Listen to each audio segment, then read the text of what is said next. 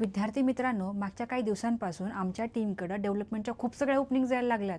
पण प्रॉब्लेम हा झाला आहे, की सगळ्यांना ईझीवाला जॉब पाहिजे. पण असं नाही आहे. कारण जर तुम्हाला हायली पेड जॉब पाहिजे असेल आय-टीमध्ये स्पेसिफिकली आणि जर तुमचा कम्प्युटर बॅकग्राऊंड असेल, तर तुम्ही डेव्हलपमेंटच्या जॉबला नक्कीच जाऊ शकता. कारण डेव्हलपमेंटच्या जॉबसाठी बॅक एंड किंवा फ्रंट एंड या दोन्हीपैकी एक किंवा ॲटलीस्ट बॅक एंड तरी यायला पाहिजे.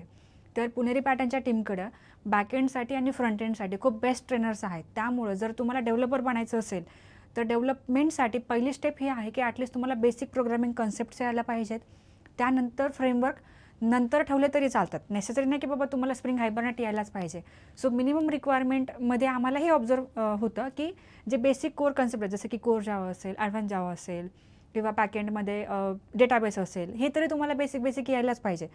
हे ज्या मुलांना येतं त्यांचं हायरिंग खूप बेस्ट लेवलला चालू आहे आणि सध्या मार्च एंड नंतर खूप सगळ्या ओपनिंग यायला लागल्यात. मी तर म्हणते ह्यावर्षी उलटं झालं आहे.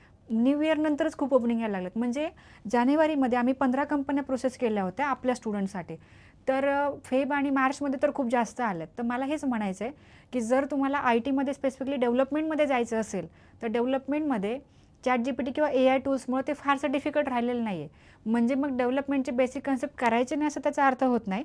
पण जर तुम्ही डेव्हलपर ही फील्ड चूज करताय, तर 2026मध्ये डेव्हलपमेंटमध्ये खूप जास्त ओपनिंग्स आलेल्या आहेत किंवा अजूनही येणार आहेत.